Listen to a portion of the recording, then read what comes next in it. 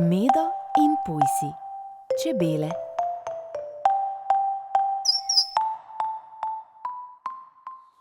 Medo in pujsi sta odšla na izlet.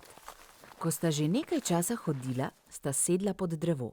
Odprla sta nahrbtnika in vzela vsak svoj sendvič. Še preden je pujsi prvič zagrizel, je priletela čebela. To mi ni všeč, je sendvič potisnil nazaj v nahrbtnik. Greva. Ampak zakaj? Je bil presenečen Medo. Zaradi čebel, je pujsi nagrbančil rilec. Pikajo.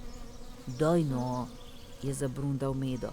Čebele pikajo samo, kadar se branijo. Če boš pri miru, bo vse v redu.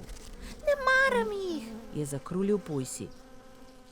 Lepo te prosim, je vzdihnil Medo. Čebele so koristne, pomembno delo opravljajo.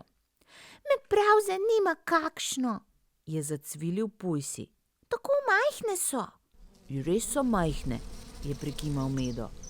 Vedeti pa moraš, da medtem, ko nabirajo nektar, oprašujejo rastline. Pa kaj? Je zacvilil pujsi. Vseeno mi je za rožice.